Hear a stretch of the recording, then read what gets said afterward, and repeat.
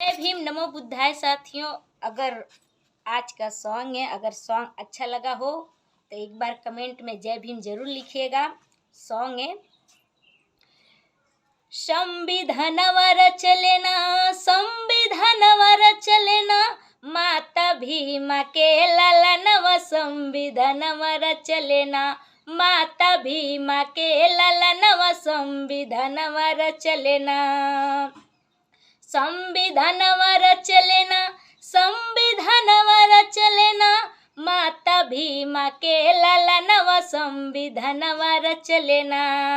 जह दिन साहब जी के भइले जनमवा हो, भइले जनमवा, जह दिन साहब जी के भइले जनमवा हो, भइले जनमवा। अरे जुटल सारा लोगवा घरवा बाजे खूब बजनवा, बरसे खुशिया अंगनवा संविधानवर चलेना, बरसे खुशिया अंगनवा संविधानवर चलेना, संविधानवर चलेना, संविधानवर चलेना, माता भीमा के लालनवा संविधानवर चलेना, माता भीमा के लालनवा संविधानवर चलेना।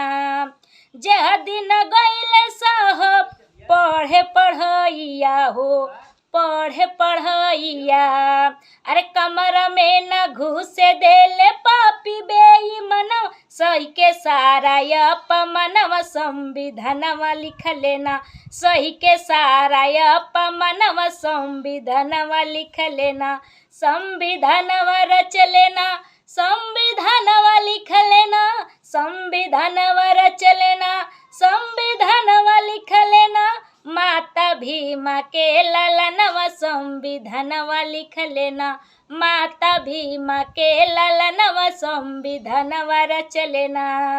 जह दिन साहब जी के भइले जनमवा हो, भइले जनमवा, जह दिन साहब जी के भइले जनमवा हो, भइले जनमवा।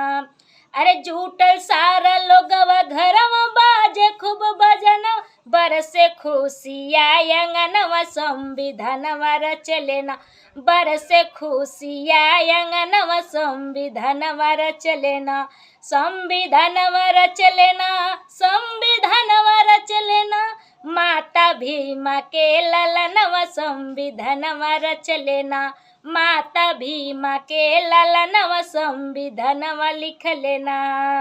कमर जह दिन गइले साहब पढ़े पढ़ैया हो, पढ़े पढ़ैया, कमरा में न घुसे देले पापी बेईमानवा, सही के सारा अपमानवा संविधानवा लिख लेना, सही के सारा अपमानवा संविधानवा लिख लेना, संविधानवर चलेना, संविधानवर चलेना, माता भीमा के लालनवा संविधानवर चलेना।